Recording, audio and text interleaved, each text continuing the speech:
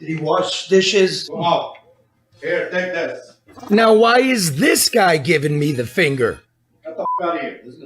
Out. Because I got his buddy locked up by ICE last week, that's why.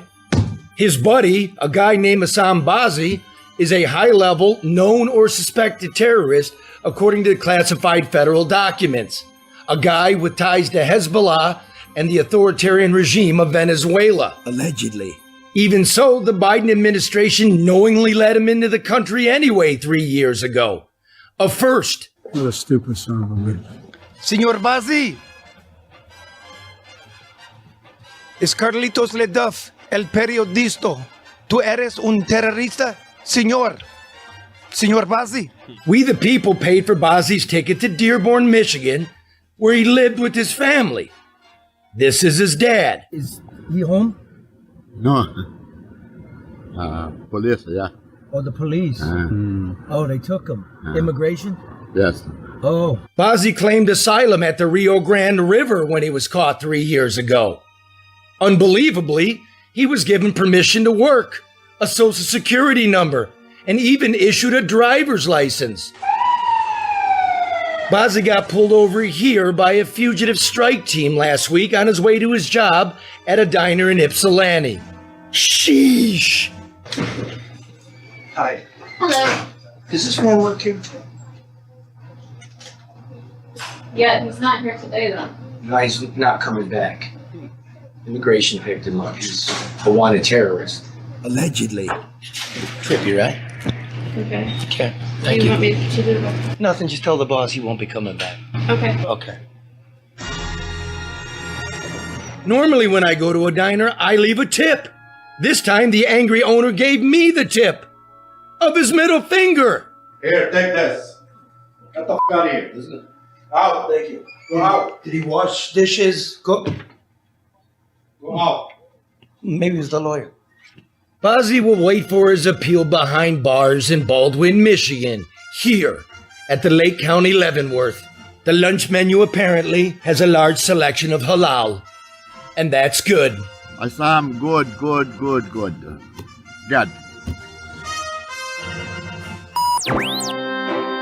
Live from downtown Detroit, it's the No Bullshit News Hour with my main man, Charlie LeDuff and Karen Dumas. It's just it, breaking news.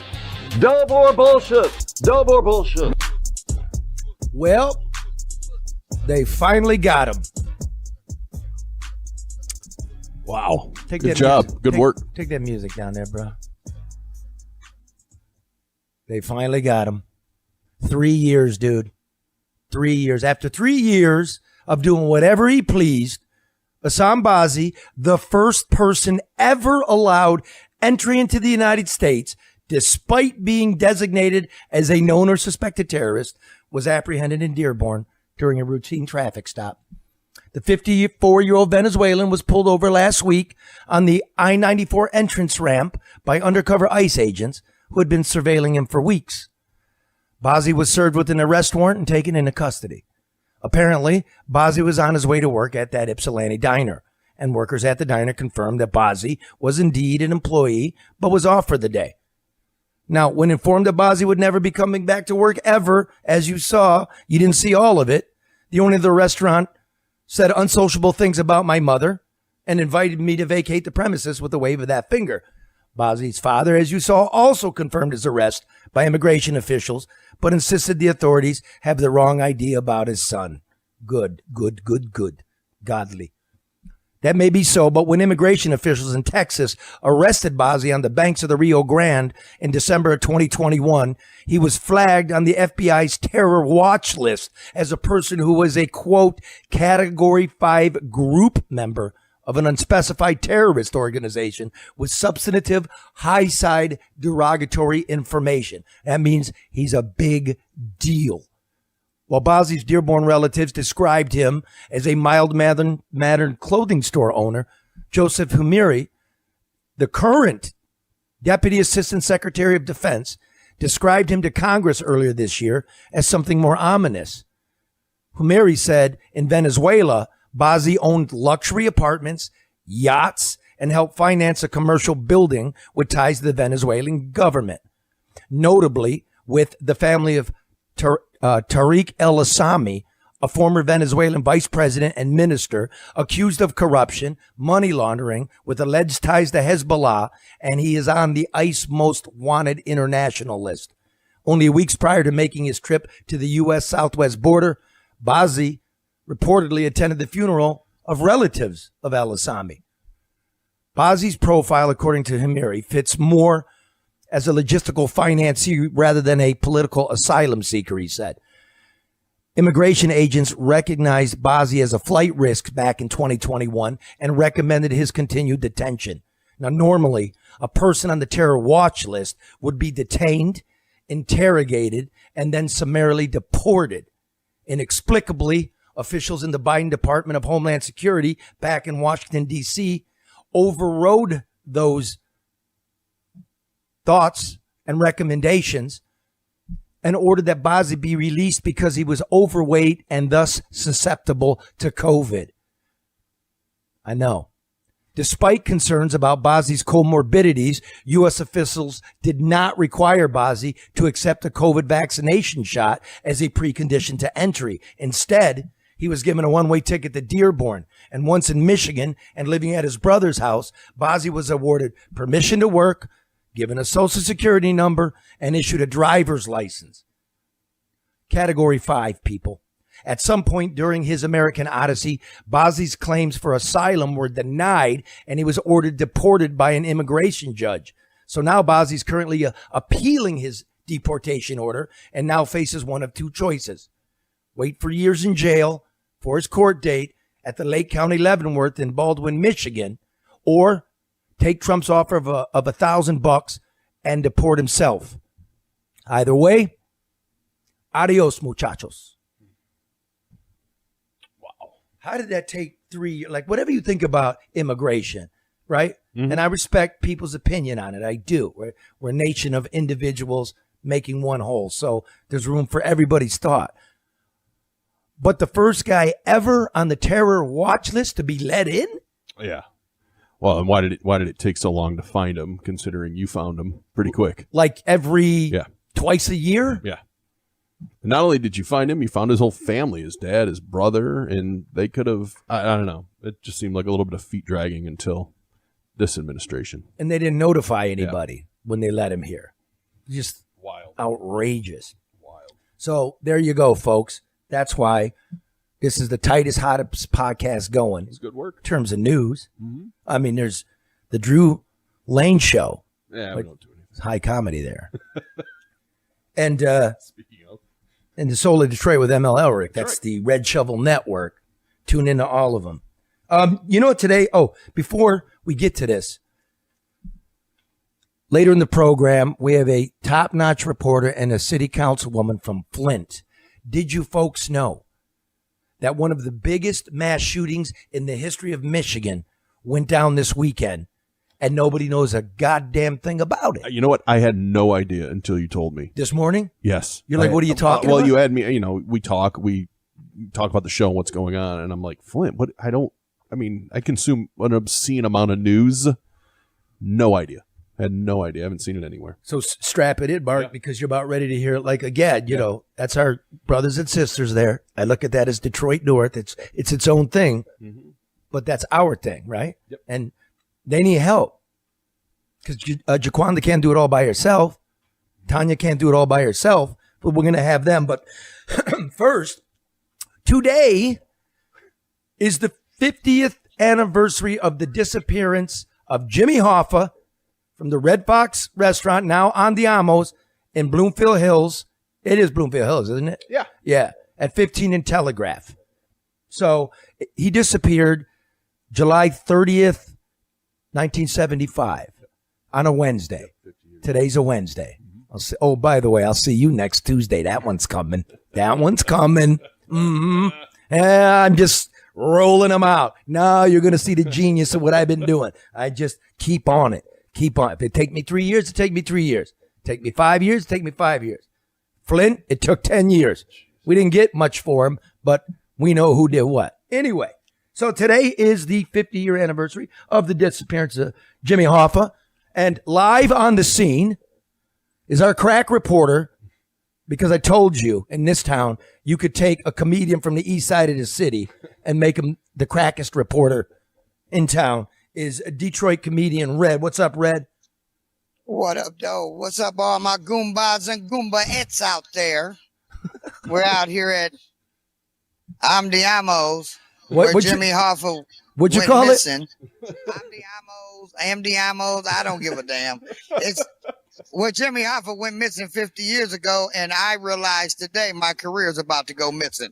It's a big event, hellacious, 50 years, still looking for the same guy. It's so big, we got mainstream media out here. Can't look over here for me right quick. Such a big celebration. We got Fox News and me. I'm just saying, this is really okay. But the restaurant's not even open. I was looking forward to a Hoffa special. Which 2 is what? meatballs under some pasta. Well, you know, they say he's in a sausage factory.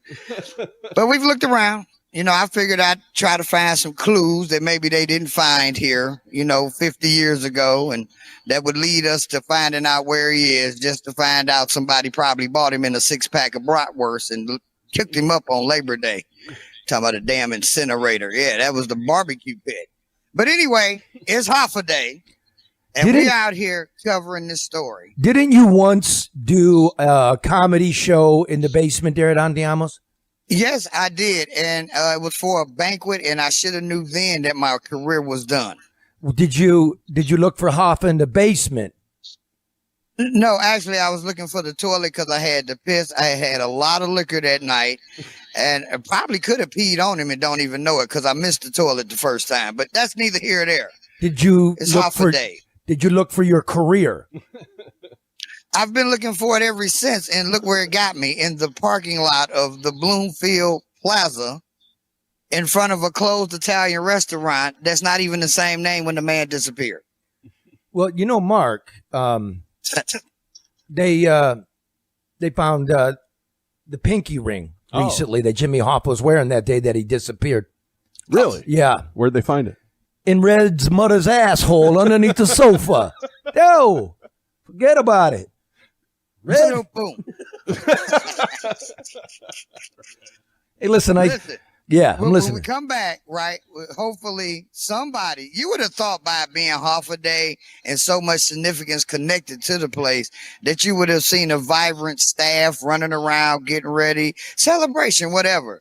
But hopefully by next segment, at least the janitor will show up, and we're going to try to see if we can, get that Hoffa special. Maybe, get a fork or something. You know what I mean? Yeah, so I can eat my Mr. Chalope in the car.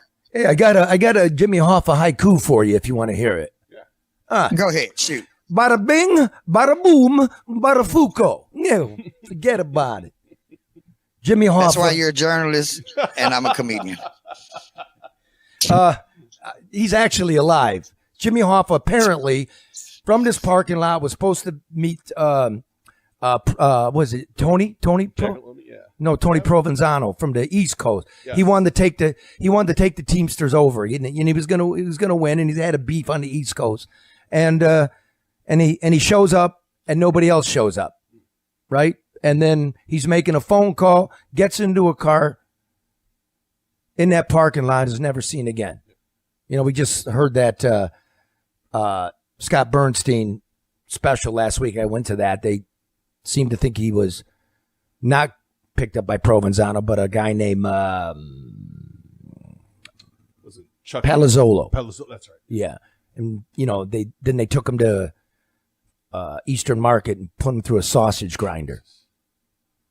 Either incinerated him or fed him to the fishes. Or either the Johnson family for their Labor Day celebration.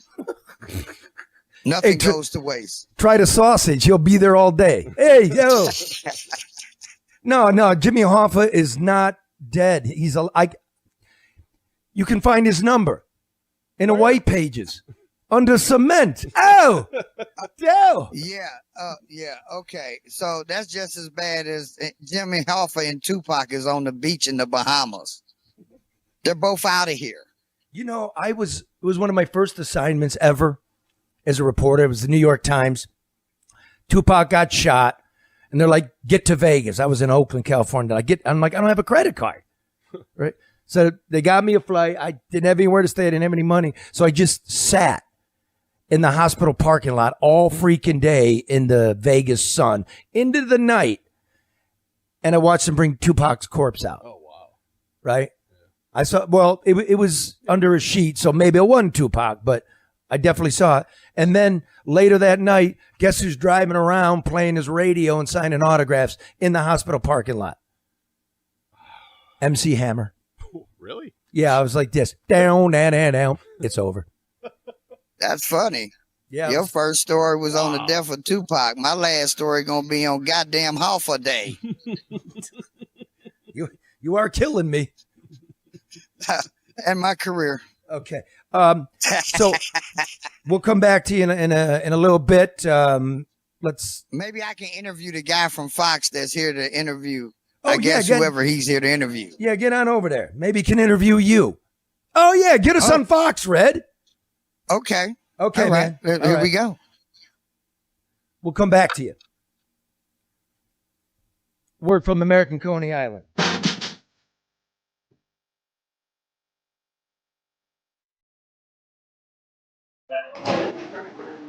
American Coney Island. So good, even Al Roker from the Today Show eats here. Not like that other guy, Al Joker, who eats at Lafayette.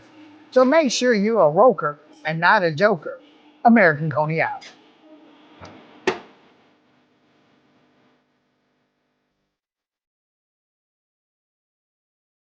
Hold on. I asked Luke Nowacki at Pinnacle Wealth for all your investment needs. 248-663-4748. So I want to let you know how Luke's mind works. This isn't investment strategy, not allowed to do that, right? But I said, Luke, what do you make of these trade deals? Okay. And Luke says, here's how I see it. Anyone saying that they know for certain how this is going to play out is lying. There's too much yet to be determined. The preliminary agreement reduces U.S. tariffs to the European Union, and it increases EU tariffs here with 15% of most goods. Trump had threatened 200% on pharmaceutical imports, and pharma compromises the largest percentage of trade from the EU. Ursula von der Leyen, the head of the EU, insists that pharma is included in the 15% cap. Trump says that pharma is going to be negotiated separately. Novo Nordisk, the makers of Ozempic, already built a factory in North Carolina and could very well expand production domestically. Obviously, a positive for the U.S. Liquid natural gas exports to the EU, nothing is set. However, if the preliminary number of $750 billion over 3 years plays out, that would be very big for both the U.S. and EU. We have an abundance of natural gas, and that's $250 billion a year that the EU wouldn't be buying from Russia. And that single-handedly balances the trade deficit based on 2024 numbers. Alcohol is not completely cemented in the agreement either. However, a 15% import tax from the EU would encourage consumers to buy from domestic distillers, breweries, and vineyards. The fear is that the trade agreement will add to inflation. It's possible. However, the panic over Liberation Day never materialized. Growth was supposed to be crushed by now. That didn't happen either. I don't believe that these tariffs will generate the revenue predicted as people adjust their spending habits, but they should create a higher demand for American goods domestically and overseas. If they play out as indicated, that will be great for our producers and workers. There's also the price of labor and wages. The most encouraging aspect to come out of the EU trade deal is that multiple EU prime ministers are not happy with it and believe that von der Leyen got fleeced. If the EU believes that this trade agreement is to their detriment, by default, it has to be to our benefit. That's my primary take. We'll see how this plays out through the implementation phase, but I'm not panicking. Sounds like a guy that knows about money. Yeah, that's astute, I think. Yeah. Right? Yeah. I mean, what's going to happen? Well, you know what I like about Luke is that that seems to be a very level-headed take on it, right? I'm still sick of the sky is falling or we're going to be awash in money. I mean, that's just because it's never the extremes. Remember Liberation Day? Oh, yeah. The day that Trump originally announced tariffs, Yeah. and the market, lost 7,000 points or something? It cratered, yeah. Uh-huh. Now we're on a record closes. Pretty wild run, yeah. Yeah, like 10 days straight, Yeah. record close. So he doesn't panic. No, I'd let him manage my money. You know what I mean? I do. I know. So, yeah, he's a bright guy, and that's the way he's seeing the world. And again, prices will go up once, right? The shock of the tariff. Mm-hmm. That's not inflation. That's an increase in price. Inflation means it increases that amount every year, compounded. Yep. 15, then another 15, that's not inflation. This is good for American workers in the sense that real wages have gone up the many past months, and hopefully they continue to. And this encourages Americans to reshore their factories. This encourages the Europeans who already make a ton of cars here, Volkswagen, Mercedes, right? Mm-hmm. So it's jobs for us. It's okay. Anyway, I'm going to bring in the ladies from Flint after this word. And ladies from Flint, Jaquanda Johnson, reporter, Tanya Burns, city councilwoman. I want you to pay close attention to XG Service Group. Well, when it rains, the power goes out. And when the power goes out, the internet goes out. When the internet goes out, I call my friend Matt and Bernie at XG Service Group. Look at Bernie here on his hands and knees, giving it everything he's got. Look at that man crack. So busy, he forgot to wear a belt. There's Matt right there getting the board together. That's 734-245-4100 if you need Matt and Bernie to come take care of your voice over internet, your security cameras, off-campus access control, Wi-Fi, and cameras for homes and business. They'll design it for you. You got restaurants, they do drive-through systems, railroad cameras for public safety, total wireless camera systems for your home and business. Yeah, that's right. Call XG Services at 734-245-4100. Now, let's set this up, Mark. Yes. Okay, Inform me. a nut job in Traverse City. What's his name? Brad Gile, 42-year-old nut job, schizophrenic, has unearthed bodies and manhandled them, broken headstones, been arrested a million times, goes berserk at an outlet store and stabs 11 people. He is charged with terrorism and 11 counts of attempted murder, right? Somehow he was wanted for a couple of days, and apparently the sheriffs were looking for him but couldn't find him. Yeah. I don't know how you can't find a homeless guy Up in Traverse City? in Traverse City. I would think it'd be kind of easy. No wonder the sheriff was talking dumb shit. You want to know how dumb it is up there? There's not that many homeless people up there. You're hearing it starting to turn into that, but you can tell who homeless is. Yeah. All right. Well, then everybody in the world knows. The international press, everybody knows. It's on the front page of everything. Mm-hmm. Let's pay a little bit from it as arraignment. Watch this nut accusing the judge of poisoning people with cigarettes. This is insane. An individual that's been before this court in 30-some years. The tobacco, y'all have the tobacco company and you're selling cigarettes with fiberglass and chemicals in them just to kill off the population, and you can't really accuse me of anything if you're doing that, so. Okay. So I'm going to mute you for right now because I need to let you know what my decision is with regard to bond. Mr. Gelly, your bond is going to be a $100,000 cash or surety bond. What? Conditions on the bond are that you may not use nor possess any alcohol, any illegal substance, or any controlled substance, including marijuana. Wow. Okay, when did he do that? Was that Saturday? I believe so, yeah. Yeah. Okay, it was Saturday? Saturday or Sunday, yeah. It definitely wasn't Sunday. Okay, then it was Saturday. Okay, it's Saturday. And do you hear what that judge just did? I think that's utterly insane. I mean, the juxtaposition of what he's saying and then offering that guy bond. Let me explain to people what cash and surety. $100,000 cash means you got the cash. So you got to put $100,000 down. Yeah. Surety means if you go to a bail bondsman, it's you give the bail bondsman 10% down and he fronts the other probably back with collateral. Mm-hmm. Now, the guy's homeless, so he's not living with his parents. He doesn't have a home to put up. But having said that, what the fuck is wrong with this judge? Terrorism? We got terrorists all over the place. Nobody wants to get rid of them. They want to let them out and go work at Leo's and shit, allegedly. Yeah. Right? Yeah. This judge is a nut. insane. Okay, then when did the Manhattan stuff go down? Was that That I believe was Sunday. Sunday or was it Monday?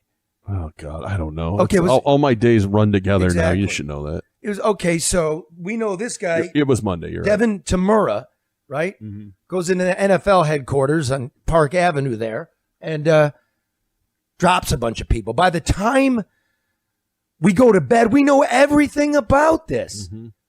He drove from Vegas. You know what I mean? Like what the note that was in his pocket, who his target was. We knew everything. We even knew his route that he drove because he was spotted. His car was spotted on license plate cameras and whatnot Across the country? Yeah. So they tracked his route? Yep. That quickly? Yep. So that's all in a damn database, huh? Yep. So there's no get away with anything anymore, right? Wouldn't think so. Yeah, there's no Hoffa disappearing anymore. No. Right? Too Well, many that's cameras. amazing. That's cameras, license plate readers. But on Saturday night, which was actually Sunday morning, there were two separate incidents. One was 4 people in a house, two injured, 1 dead, family dispute. It was in Flint, right? An hour later, there was like a rolling gun battle, and I don't know how many people even died. Here's the press conference, just a snippet. What's the chief of police name? Terrence Green. Trust me, he didn't graduate top of his class. Listen to this. When things went, haywire, and the officers that responded were overwhelmed within a very short period of time. For basically 3 critical incidents. What? Okay, so 2 or 3. Let me welcome in Jaquanda Johnson, a good friend of mine, crack reporter, met her during the water crisis. How are you, Jaquanda? I'm good. How are you, Charlie? I'm good. Explain to me, why we don't know what happened, why nobody knows it even happened, and what you found out. Just let it rip, my friend. I think I would like to believe that the police know more, of course, than what they're telling us, because it is an open investigation. It happened on an early Sunday morning. There's no communication to media about the incident until about 3:30 or so p.m. on Sunday, when we got a press release from the police department saying that there would be a press conference on Monday, which was July 28th. We just dealt with it like everybody else. It was a social media and text pipeline. The information that I got was from community leaders and people in Flint about the shootings. And we were just as confused as anyone else in that case. One media outlet, to his credit, he's used to be a TV journalist. He did put out something asking questions. Dave Bondi. Hey, y'all, what's going on? Dave Bondi. Dave Bondi is on Twitter going, I heard 17 people got dropped, right? Yeah, he literally was like, look, I got this picture from Hurley. People are here. People have been shot. What's going on? What's going on?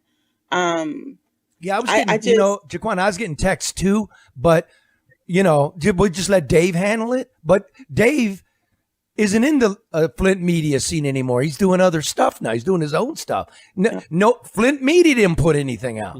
Flint media didn't put anything out. I was just as surprised. So we don't really, my news outlet, we don't show up to Yellow Tape. We cover issues, more deeper stories. We kind of rely on other news outlets. And I need people to understand we have 3 TV stations, a legacy news organization, and then some smaller niche papers in Flint. So we don't necessarily have like a news desert like some communities. We might sometimes have a content desert. But I was just as surprised. So on Sunday, I got up and I'm looking for it. I'm looking for the coverage because usually our outlets cover shootings, right? It was nothing. And so then I wondered, what happened there? And it was really communication. Some reporters don't live in Flint. Some do. Trying to catch up on social media. Who's in your loop? Who's in your circle? I happen to sit on the gun violence committee. So my text message was blowing up, about what's happening, what we're hearing, what updates are. So I had more information than most. I took for granted that it was being covered. I think I dropped the ball. Our news agency dropped the ball because we at least should have put something out to help with some misinformation based on what we had, but I did not expect it just not to be covered. Like, let me ask you this. The chief of police is trying to make it 3 separate incidents. It was I'll ask Tanya this, but can you give me a number? Well, it's actually 3. Yeah, he made it 4. He said 4 calls. No, one I know. One was the house. That's separate. Yeah, the house. One was a great big party going on. How many have been shot? We don't even know. What is your reporting revealing? What do you estimate? So the last numbers we got was a total of 17. Whoa!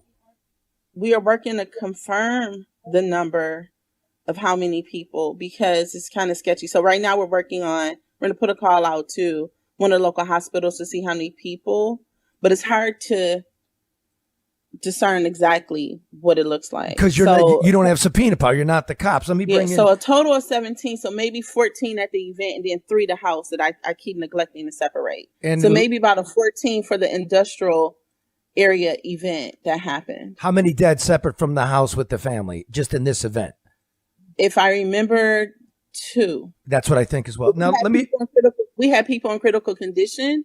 We do not have an update on. Everybody was listed in critical condition except one person so far. Any suspects? Any arrests?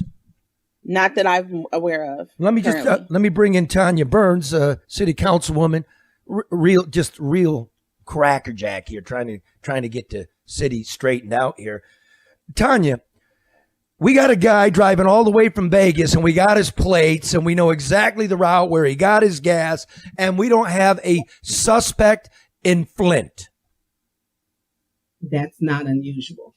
Wow. We have had last time, and good morning, and thank you for having me on the show. It's a pleasure. Good morning to Quan and to your staff. I show up to Yellow Tape. I did get calls, and I got confirmed with emergency staff, it was stated 18. That the hospital was closed off, that people were praying in the parking lot. There were 4 separate incidents. And we then had another shooting the next day where another 4 people were shot on Alpha Way. And a 15-year-old lost his life. We have a gun violence problem that is continuously being suppressed, continuously. And when we look at what are the issues, we know that Flint is an urban or Black community. But we also have a problem with enforcement. I literally have been down to industrial, down there. It used to be a after hours or strip club, and it was closed. So they know that they're down there. Simple patrolling would have uncovered the big gathering that was out there. I've been actually twice down there. And so when we have these problems, it's not that Chief Green doesn't know about how to police. I've talked to him about a comprehensive public safety plan with the gang violence task force. He knows. It's just implementing it. I don't understand the issue. You have a policing problem, because I listened to that press conference, and the chief said, this used to be an after hours club a year ago. A lot of problems. We closed it down. And then people would be congregating on the weekends in the parking lot, drinking, etc. And they were aware of it. Well, if you're aware of it, what a dumb shit. If you're aware of it, then you send cars there and you make it go away. To put this in perspective, the biggest mass shooting in the history of Michigan was last year in Detroit, July 7th or so. 21 people shot at a block party. Just like this, right? Now, this is bigger than Oxford. This is bigger than Michigan State by far. No information. We still don't have a body count. I got a chief of police saying we can't count them because they came by private car. That's no excuse. This city, that mayor is a disaster. Am I wrong? Well, he has continuously suppressed gun violence. And it's easy to count. You check with the hospital. Wait a minute. You mean he suppressed the level of it, not actually suppressed gun violence? Correct. Suppressed the level of it. He has not spoken out against the violence, and it's not uncommon. He has not made a statement personally himself against the violence or domestic violence, which we've had with the council member. So when we look at this, if you're working towards a solution, you have to first acknowledge the problem. We're not acknowledging, and it's not just this street down here, Industrial, has been a problem. They drag race not too far from here. I'm 56. They've been doing that for 50 years. So it's not as if no one knows where they're hanging out or Clio Road or in the parking lots. If I know, there's no way the police should not know. It's just, they should know. Jaquan, let me ask you, as a reporter, this is like great shame, not only on the local media, but the media in Detroit and the national media. Like we've got everybody. I'm sorry. I'm just, when it's true, I got to say it. Traverse City, white town, right? White guy all over the world. Flint, majority black town, down on its heels, more broke. Not a Mark didn't know a single thing about this. So I do agree. It's a shame, right? I talked to a community member the other day for a story that I'm working on, and it's a shame that this has become our norm, where it's not, it doesn't carry the same weight and news value when we have a mass shooting. I talked to community members, they compared it to like the 80s and the 90s when the drug game was really, really strong, right? When drugs were flooding streets. And one young lady mentioned how there was a shooting at a house. About 5 people were shot and they shut the city down. I drove to every location on Monday just to see what it looked like. It looked like every day. I mean, the gas station was doing its normal work. I didn't see any yellow tape anywhere, as if it never happened. I drove down Industrial, at Pasadena, at Carton, the gas station the police chief mentioned in the press conference. I had the addresses. I even drove down the one that we're not talking about. It looked like a normal house to me. So this has become a norm, and that shouldn't be. Gun violence shouldn't be normal for any community. About 7 years ago, we wrote a story, and it basically said that Flint kids were dying at the rate of kids in Chicago and Detroit, even though our population didn't speak that. We may have at this time maybe 80,000 or so people that live in this city. And so we need to change the narrative. Gun violence and shooting shouldn't be a fucking norm. That's right. And I've done this, Tanya. The other thing is, they're not fully, it's just like Detroit, because Detroit infected Flint with the bullshit police statistics. They don't tell everybody about all the homicides. They say it's justifiable. So for instance, everybody's at the parking lot here, and one guy pulls out a gun, starts shooting. Another guy shoots him in self-defense. Okay, you won't charge the guy, but it's a homicide. That gives you a reflection of what's happening in the community, and just everything going on up there. What happened to the ARPA money? What happened to the water settlement? What's going on with the empty seat on city council? It's the garbage contract. There's so much going on. That's a major town, and nothing's getting exposed. Tanya, what ward is Industrial? What ward is it? Industrial is 3rd Ward, but it'll switch 2026. It'll be Ward 2 and 3. But Charlie, we had over 10 children shot last year in the city of Flint, 10. And some of them were at home sleeping in their bed. We have a problem with gun violence against our children in the city of Flint, and no one wants to talk about it.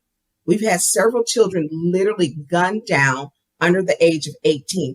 We've had infants killed in our city as young as 10 months old in 2021. So we have a problem. We have a gun violence epidemic. And when we speak about it, it doesn't take or carry the same weight. And I personally feel because they're Black. When we talk about Black people, Black lives being killed, it's not the same. There's not that rush to, oh my God, we got to fix this. We have a high poverty rate. We have issues with literacy in our community. And then we have politicians or elected officials who worry about themselves, and that's it. If I could give a parallel, like your sister city, Detroit had 20 kids under 17 and under shot last month. And now this month we get TikTok videos out of City Hall, how crime is down. You know what I mean? Because our mayor, phony, just like your mayor, phony, is running for governor. I don't know how in 3 weeks we're putting out TikTok videos of what a paradise this is when our own eyes tell us something else. In Jaquanda, it goes right back to the press has gotten so fucking lazy. They bought and paid for. I don't know what they're doing, but they let them get away with this shit. And it can't be fixed without people knowing. I agree. I mean, the third ward doesn't even have representation on the council right now, right? Yeah. And they just had a mass shooting. You know, I just personally, like, my newsroom doesn't even have a reporter right now. What? I'm back on. Yeah, my last reporter, she took leave because of some things she had going on. And so now I'm the reporter. And so that's why I'm handling the story. And so I'm back out there writing. And also I have to have people who care about the city and who want to be here to do the coverage. We're working with some freelancers, which is fine, but we know Flint is a place where we need talent. We need reporters in the newsroom that don't care about asking tough questions. You know, at the top of my game, we're writing those stories. We're there. We're talking about these issues. I'm doing 50 years writing this story right now because I also got to handle operating and funding and all this other shit when it's killing me. I got FOIAs in front of me that need to deeper dives of what's going on with government and corruption in the city. I mean, it's a lot. And why are we here? You know, it's a time where we would have been writing, where residents could have talked about this side of town, what's going on, and we would have wrote it. We would have wrote, this is what they're dealing with, whether somebody was stepping in the gap for them or not, we would have wrote it. Like, where are we as journalists that we don't care about our neighborhoods, our community, and what they're doing? We don't need elected officials. No, not to you, Tanya. We don't need elected officials to tell us what the news is. You know, like, we're not out here. We're detached. I feel detached with this story. You know, I drove through the neighborhood and I'm like, where the hell have I been? Like, to see the condition of the city. I drive down, I get up every morning and drive down maybe a couple of streets, but not necessarily in neighborhoods. And just dealing with it and hearing about what's been going on and not knowing that this was still a problem. I should have known. Well, now you do. You know, But don't be hard on you. You got a lot to do. Okay. It's a lot. It seems like your plate is overwhelmed.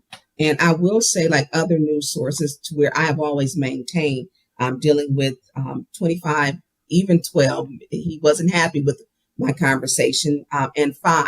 And so reaching out. So, but I think that when we get to it, Flint has a gun. It's part of our culture now. It's part of the culture to party, to hang out. Even at the clubs, you will have 10 people in the club and 150 people outside the club. And the clubs aren't making any money. And they shoot outside the club. They throw liquor bottles. They fight. You know, going to the club. It's Tanya, was it like New Year's where like 1,000 rounds got lit off in a parking lot somewhere? Listen, am I right? Do I remember that right? There was a lot. People's roofs, bullets went through their roofs. There were car windows, windshields. You know, it sounds literally like we are in Baghdad. And it's gotten so bad the past 3 to 4 years. And in my ward, which is a mixed ward, we have people who are really concerned. Bullets. I literally had a bullet go through about 2 inches from a resident's son's head while he was lying in his bed. And so the gun violence is a problem. And when we call, you know, police are overwhelmed. We don't have enough. If they're taking 4 calls, we have literally, honestly, more police in city council chambers than we do on the street. I counted one night, it was 7 in one room in council 12 chambers. was the most before. I was pissed. Yeah. I was Holland Art Woodson and Jedediah Brown, just like, you know, you got a political problem, because if you don't have enough police, then you do the hot spots. Everybody knows that. But you got a mayor who used to work for the local television station now, didn't he? Retired from there. So they're not doing shit. Well, I got to come up there and straighten that place out. Well, ladies, look, I'm coming. I'm coming. I appreciate Say, you. we done did a stakeout before, Charlie. We're sick. Come on, Oh, let's get it. you're the shit, and You I already feel know. bad for you because I remember you as a crackerjack, a dynamite stick. I'm tired. I hear it, so I'm gonna come up, say hello. We're gonna have something to eat, and we'll get our friends, all our friends, figure out what we're gonna do. I don't know what. So when's that election? That's August 5th. August 5th. is Very the important for election. Does the mayor control the city council, or does the city council control an investigation Right now, of the mayor? Well, the mayor is really involved in this election. There's some things which are questioned about some candidates, and one candidate, and specifically, who has received her entire house, a new roof, new windows, her water bill paid off, a new front porch, and that's LaShawn Johnson in the 3rd Ward. So there are some serious questions. She's at every press conference with the mayor. There's questions of some city council members even live in the city. It's a whole mess. Yes. But ladies, we'll do that another time. I appreciate you, and I got to find out if Red found Jimmy Hoffa. Thank you. Just stay and watch. Charlie. Don't hang up. Just stay and watch. Let's see what Red's got. Okay. Red, Earth to Red. Yeah. I'm still here in front of Abdi Amo's. It's hot as hell out here. If he disappeared on this day 50 years ago, it was hot as hell then too. So we're here, and about 4 more cars showed up. Apparently another journalist career who's going down the drain has showed up too. So it's 3 media outlets. Nobody's found Hoffa yet. We're here in front of the door, and I'm about to go see if I can get a fork. Because, you got to commemorate his 50 years missing with a fork from the last place he was seen. So, come on, we're going to go see if we can get in here and if they'll let us get a It's been tastefully 50-year altered. commemorative. No, their door is locked. He didn't check before. The door is locked. This event is so huge, they decided to close down because they were going to be overwhelmed with Hoffa's missing enthusiasts. Maybe it's closed because of you. Well, that would be fine, too. It's hot as hell out here. I really don't care no more. They could find him, don't find him. I mean, really, like I said, 50 years ago, barbecue in the Johnson's backyard, sausage, burgers, he's out of here. You know what I'm saying? That's all I'm saying. Bada big. Yeah, go over there and fuck with those reporters, dude. Let's see what they're all about. Yeah, I tried to get the Fox guy to get on. He said something about policy and protocol and all that shit. I don't know nothing about that. I'm on the ground level, so let's see. Hey, we'll put you now on Charlie's there. gonna get me cussed. Yeah. Get me cussed out by a national reporter. Oh, fuck these My name's guys. Felipe. Gonna send you to Flint next and straighten it out. I love how the whole reporting's become about how miserable he is in the heat. It's because it's Hoffa Day. Yeah, fuck. Hoffa's dead. Red's dying. Right, exactly. What's up, fellas? What's good, fellas? We got Fox. Excuse me. I'm sorry. What news people are you with?